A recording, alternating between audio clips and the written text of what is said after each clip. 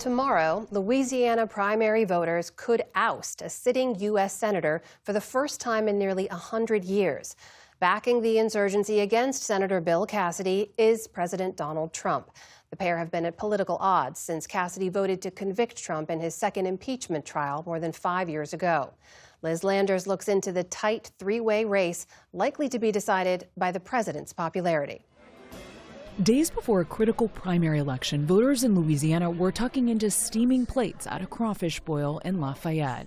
Thank you for your role in the community. The southern state finds itself in one of the most heated Republican Senate primaries this campaign cycle. Bill Cassidy, he turned his back on us. John Fleming wants a taxpayer-funded bus system to bring illegals into our communities. She got rich trading stocks that have business before her committee. Incumbent U.S. Senator Bill Cassidy is fighting for his political life, challenged by both Congresswoman Julia Letlow and former Congressman and Trump White House aide John Fleming. All three candidates have embraced Trump, but Trump has embraced only Letlow. I'm thrilled to give my complete and total endorsement to your next United States Senator from Louisiana, Julia Letlow. Who did you vote for and why? I voted for Letlow. I do stand behind what Trump stands for as far as where we need to go in the direction of this country. So I do like his endorsements. There's still no clear leader in the race, despite Trump's endorsement, popularity in the state, and social media broadsides against Cassidy.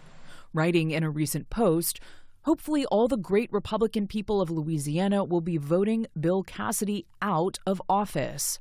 How big of a factor is President Trump in this race? Why didn't his endorsement skyrocket Julia Letlow's campaign? He has helped her. The question is how much, because she started late and she has taken a strategy of running a stealth campaign with a few exceptions.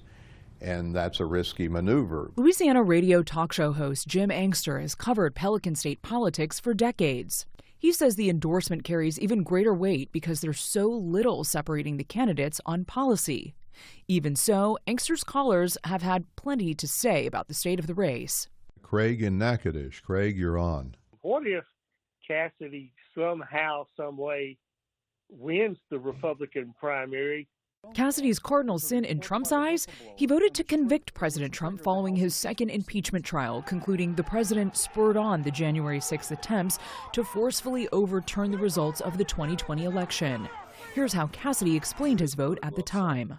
I took an oath to support and defend the Constitution. I take that seriously. Everything I considered pointed towards not putting one person above the Constitution. More recently, Cassidy has been a reliable vote for Trump. He provided critical votes of approval for many Trump nominees, including Health and Human Services Secretary Robert F. Kennedy, Jr. There's multiple studies establishing the safety of measles and hepatitis B vaccine. Though the physician has also had some high-profile clashes with Kennedy over vaccine safety. In this state, if you're a Republican, you're not going to buck the president because it would be political suicide. And Bill Cassidy, who did it once, has learned the hard way that it's hard to walk that back. As Cassidy does try to walk it back, he's also trying to win support from Democratic voters after the state did away with the nonpartisan free-for-all, replaced by a GOP primary where only Republicans or those without a party can vote. But Democrats we met at the polls say it's not worth making the switch. I feel like it really is six in one hand and half a dozen in the other. I mean, you know, pick the lesser of two evils.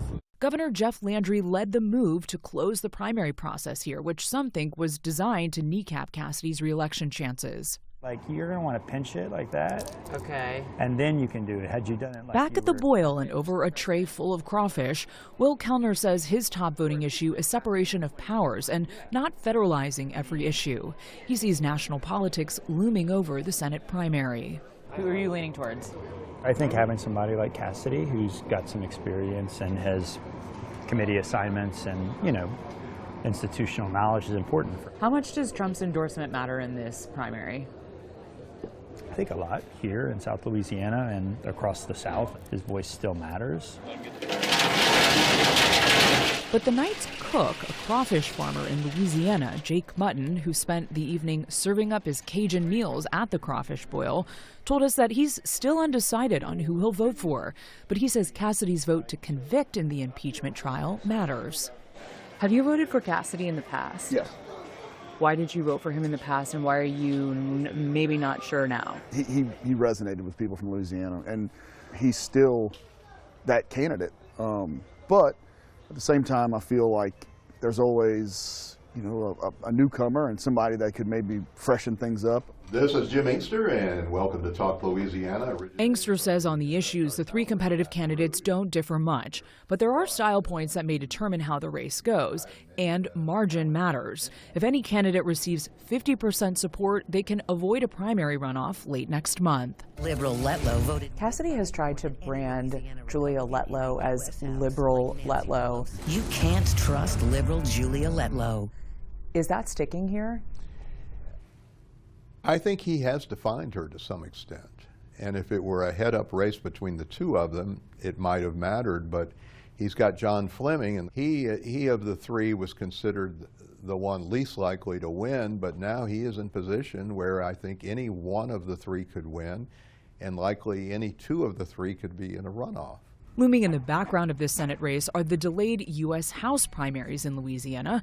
Those were suspended when Governor Landry declared a state of emergency after the Supreme Court told Louisiana to redraw their, quote, unconstitutional maps.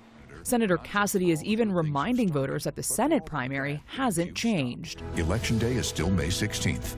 Those House primaries haven't been rescheduled yet, so it's possible whichever candidate doesn't make the runoff would have the option to run in another race. For the PBS News Hour, I'm Liz Landers in Baton Rouge, Louisiana.